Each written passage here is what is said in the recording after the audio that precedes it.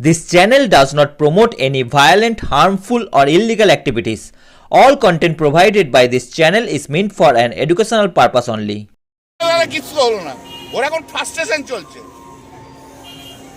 সৃজন চক্রবর্তী নিয়ে নিল, ওই কেন্দ্রীয় স্তরের সব হয়ে গেল। এখানে মীনাক্ষী হয়েছে, ওর জায়গায় হচ্ছে না। আর হেরে যাওয়ার পর তো একদম দামই নেই সিপিএম এর। এখন ওর খুব রাগ আমার উপর, কি করা যাবে। ও আবার মহুয়ার সঙ্গে আবার একসঙ্গে তালে তাল মেলাচ্ছে। চলুন লড়ে যান দুজনে একসঙ্গে, দেখি আমি।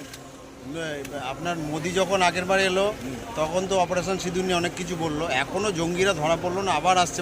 ব্যর্থ তো ভারতবর্ষের প্রধানমন্ত্রী, আমাদের যে প্রধানমন্ত্রী আছে, এরকম আনসাকসেসফুল প্রধানমন্ত্রী, ব্যর্থ প্রধানমন্ত্রী, ব্যর্থ হোম মিনিস্টার ভারতবর্ষ কখনো দেখেনি।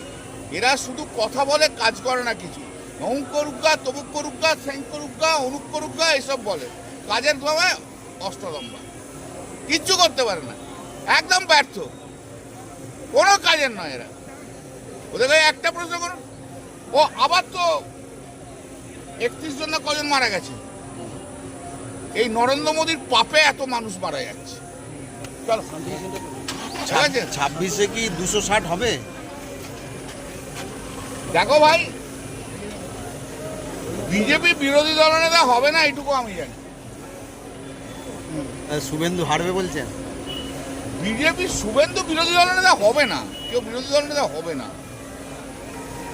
মানে বিরোধী দলের তকমা থাকবে না। না, বিরোধী দল থাক, মানে হ্যাঁ সেইভাবে বিধানসভাও নেই, তাই হচ্ছে। বিরোধী দল নেতা হয় না, বিরোধী দল থাকে। আমরা যেমন বিরোধী দল, কিন্তু আমাদের তো বিরোধী দল নেতা নেই। বিরোধী দল হিসেবে থাকবে, কিন্তু বিরোধী দল নেতা পাবে না, তাহলে কিছু করার নেই।